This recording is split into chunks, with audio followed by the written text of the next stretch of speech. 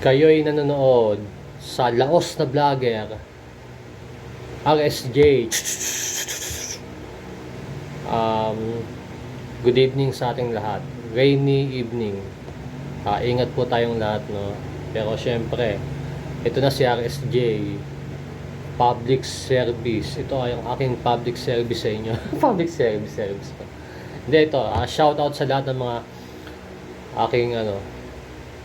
aking followers, no, sa lahat ng aking social medias, no, sa lahat ng mga sumusuporta, no.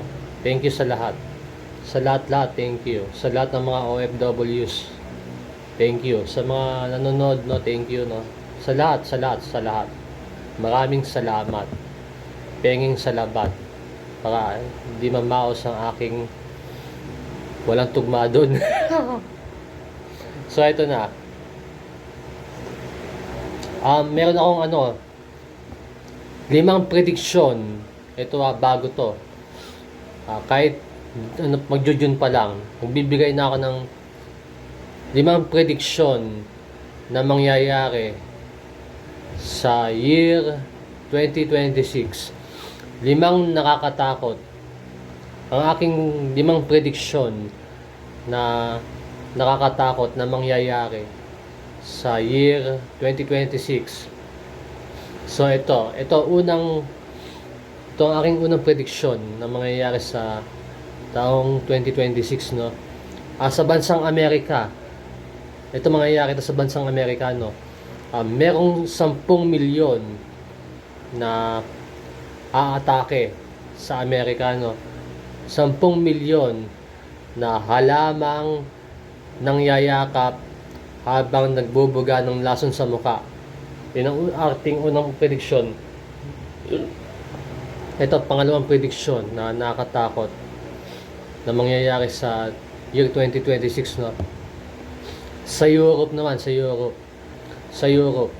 Ito, sa Europe, no. May aatake sa kanila.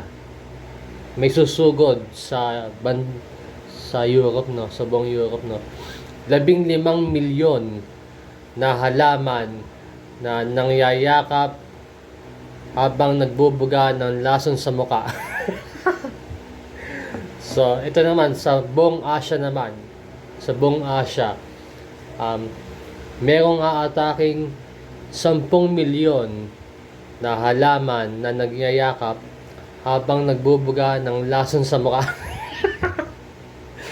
Ito naman sa Middle East, merong aatake sa kanila.